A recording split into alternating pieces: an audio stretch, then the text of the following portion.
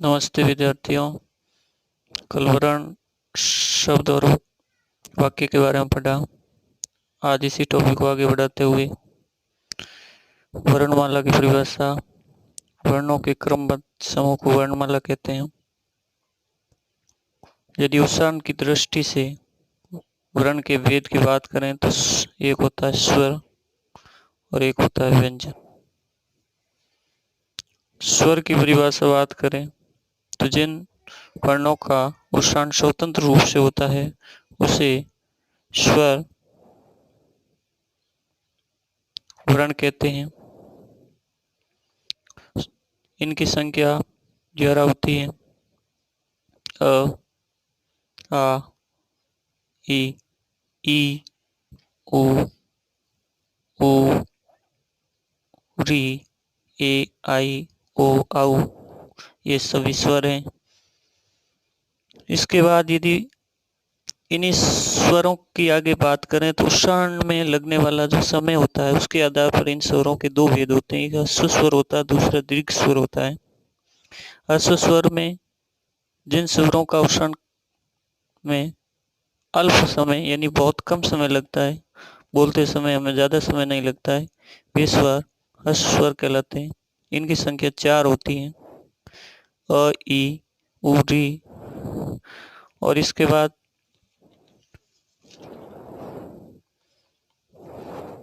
यदि दीर्घ स्वर की बात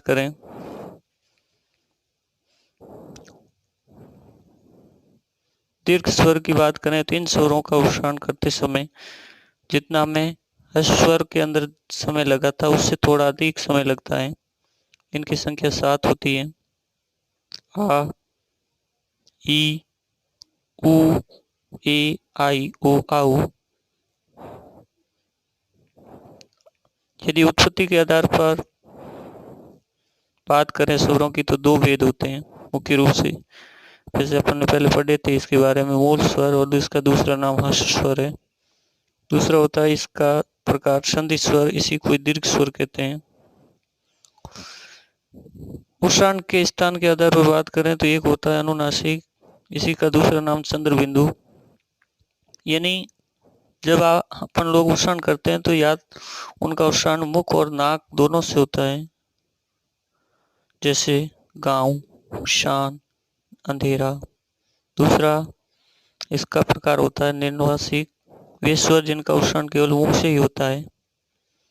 बात करते हैं आगे जीवा के आधार पर। तो जीवा के आधार पर इसके 3 भागों में इसे बांटा गया। जीवा के आधार पर जब भी अपना उच्चारण होता है यानी जीभ के आगे के भाग से किसका होता है, मध्य भाग से और पश्चिम भाग। अग्र भाग की बात करें तो ई, ई, ए, आई, ये 4 स्वर है जिनका अग्रभाग, जीव का अग्रभाग काम आता है बोलते समय, उच्चारण करते समय। और जीवा के मध्य भाग की बात करें अ और आ होता है। जीवा के पश्चिम भाग की बात करें ओ, उ, ऊ, ऊ, आउ, ये 5 होते हैं। फिर बात करते हैं ओष्ठ के आधार पर। यदि होठों के आकार के आधार पर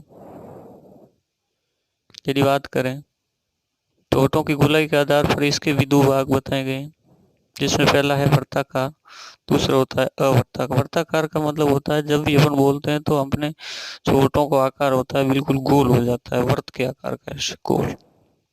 ऊ, ऊ, ऊ, औ, ये 4 ऐसे वर्ण हैं जिनका उच्चारण वर्ताकार होता है यानी ओष्ठ के आधार पर। दूसरी बात करें अवर्ताकार, यानी इनकी आकृति बिल्कुल गोलाकार नहीं होती। क है, आ, ई, ए, आई, ये इनकी संख्या 6 होती है। फिर बात करें मुखाकृति के आधार पर, मुख की जो आकृति होती है उसकी बात करें तो संवृत स्वर। इसकी बात करें यदि तो मुख बिल्कुल कम खुलता है संवृत में, इसमें ई, उ, ये 4 होते हैं। अर्ध संवृत की बात करें, संवृत से थोड़ा सा अधिक समय खुलता है, इसमें 2 ही होते हैं, ए और ओ। विवर्त स्वर की बात करें तो इसमें केवल एक ही होता है, आ। और अर्ध विवर्त स्वर की बात करें तो इसमें मुख इस विवर्त से थोड़ा सा अधिक आधा खुलता है, इसमें 3 वर्ण होते हैं, अ, आई, औ। तो ये था अपना वीडियो। इसमें आप सभी अपनी नोटबुक के अंदर इसको उतार दें और आगे ये जिससे टॉपिक पूरा होगा तो आपको टेस्ट के रूप में या आपको क्वेश्चन मिल जाएंगे। Thank you.